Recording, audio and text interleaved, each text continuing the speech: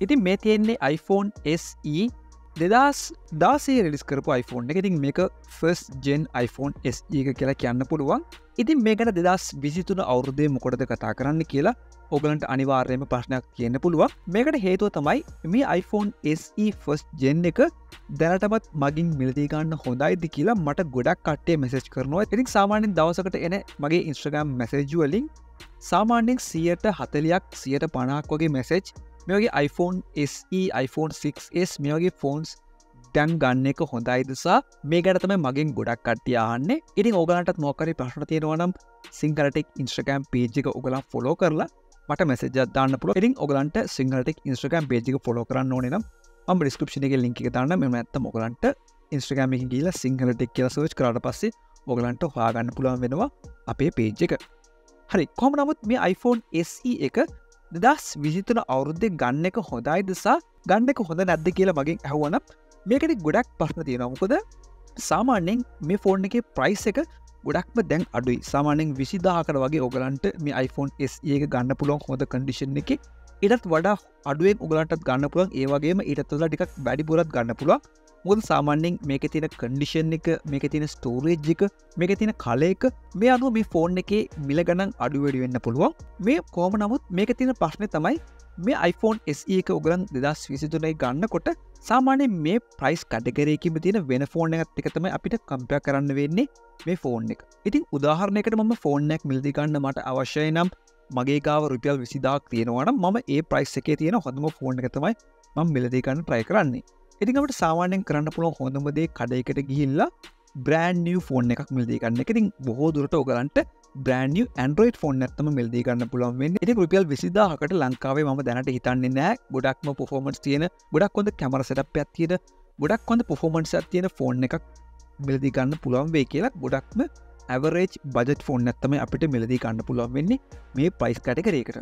ඉතින් මේ වගේ ප්‍රශ්න තියෙනකොට මේ iPhone SE එක 2023 අවුරුද්දේ ගන්න එක සමහර කට්ටියට ලාභ වෙන්න පුළුවන්. මේකට හේතුව කියලා මට කියන්න පුළුවන් මේ ෆෝන් එකේ තියෙන build quality එක, මේ ෆෝන් එකේ තියෙන software එක, මේ ෆෝන් එකේ තියෙන chipset එක, ඒ වගේ මේ ෆෝන් එකේ තියෙන camera setup එක සහ මේ ෆෝන් එකේ තියෙන අනිකුත් දේවල් ගැන. ඉතින් ඔයගලන් හැමෝටම දන්නවා ඇති iPhone SE එක කියලා කියන්නේ සාමාන්‍යයෙන් ගොඩක්ම පොඩි ෆෝන් එකක්.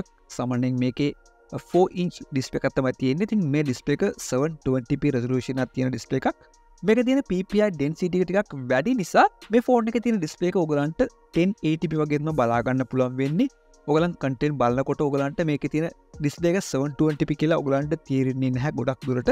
මොකද මේ ෆෝන් එකේ තියෙන display එක පොඩි නිසා මේකේ තියෙන pixel density එක වැඩි නිසා. ඉතින් ඔයගලන් දැනගන්න ඕනේ මේ ෆෝන් එක 720p ෆෝන් එකක්. ඒ වුණාට ඔයගලන්ට මේ ෆෝන් එකකින් ගොඩක් හොඳට 1080p වගේ content බලන්න පුළුවන් හැකියාව තියෙනවා. ඒ වගේ මේ ෆෝන් එකේ තියෙන ඊළඟ ලොකුම advantage එක කියලා කියන්න පුළුවන් මේ ෆෝන් එකේ තියෙන build එක.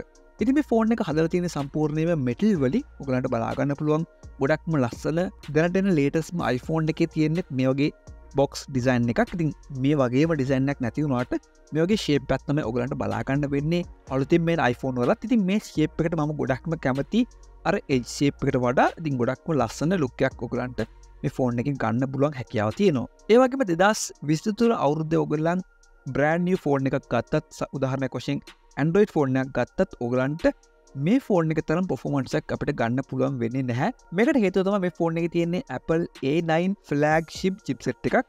ඉතින් මේ ෆෝන් එකේ තියෙන chipset එකේ performance වලට compare කරන්න බෑ මේ price category එකේ තියෙන ඔයගලන් brand new ෆෝන් එකක් මිලදී ගත්තොත් කඩෙන්. ඉතින් ඔයගලන් ගොඩක් performance පැත්තෙන් ඔයගලන් ෆෝන් එකක් ගන්න හදනවා නම් මේ iPhone SE එක මම හිතනවා ඔයගලන්ට ගොඩක් හොඳ choice එකක් වෙයි කියලා. ඒ වගේ මේ ෆෝන් එකේ 2GB RAM එකක් තියෙනවා. ඒ වගේම ඔයගලන්ට මේ ෆෝන් එකේ storage versions ගොඩක් තියෙනවා. ඒ කියන්නේ 16GB, 32GB, 64GB සහ 128GB වශයෙන්.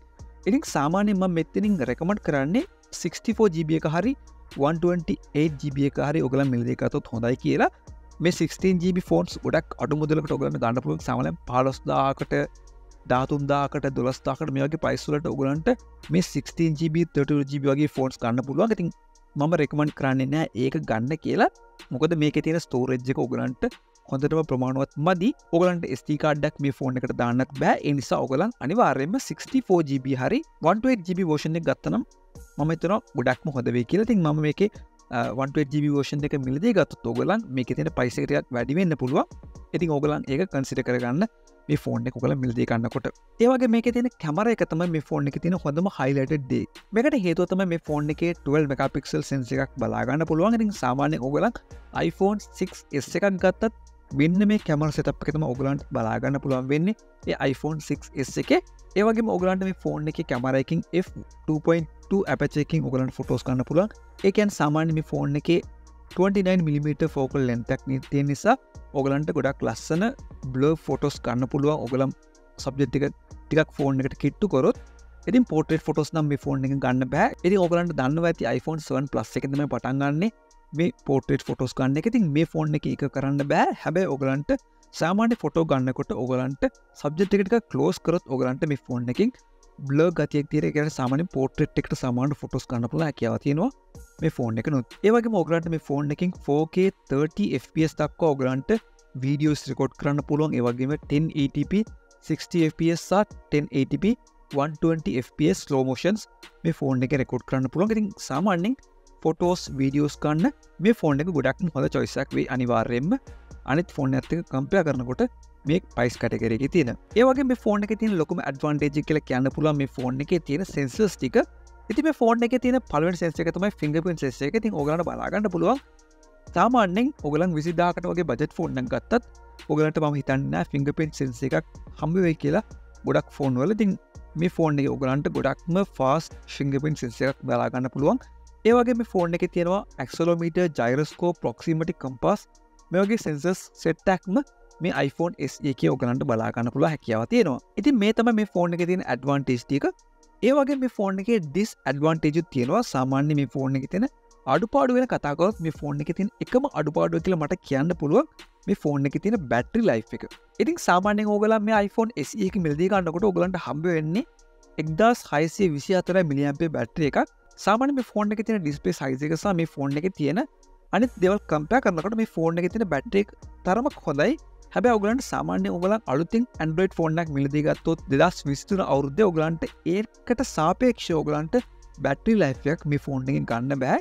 ඉතින් මේ ෆෝන් එක මම පාවිච්චි කරපු තරමෙන් නම් සාමාන්‍යයෙන් පැය 4ක ස්ක්‍රීන් ඔන් ටයිම් එකක් ඔයගලන්ට බලා ගන්න පුළුවන්. ඒ කියන්නේ ඔයගලන්ට දවසකට දෙපාරක්වත් මේ ෆෝන් එක charge කරන්න වෙනවා.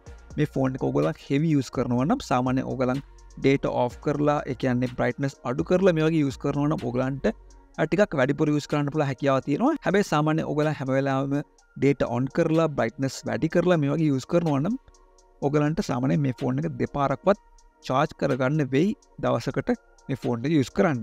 ඉතින් මේ iPhone SE එක ගන්න ඉන්න කට්ටියට මේ ටික හොඳට ප්‍රමාණවත් කියලා මම හිතනවා. ඉතින් මේ ගැන වැඩිදුර දෙයක් දැනගන්න අවශ්‍ය නම් අනිවාර්යයෙන්ම පල්ලෙහා comment section එකේ comment එකක් දාන්න පුළුවන්. එහෙම නැත්නම් ඔයගලන්ට Sinhalatech Instagram page එකට ඇවිල්ලා ඔයගලන්ට මට message එකක් දාන්න පුළුවන් හැකියාව තියෙනවා.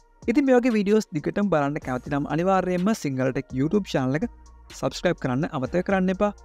මේ වීඩියෝ එකට කැමති නම් like කරන්න, ඔයාගේ යාළුවන්ට බලන්න share කරන්න. ආයෙත් අපි මේ වගේම වීඩියෝ එකකින් හම්බෙමු.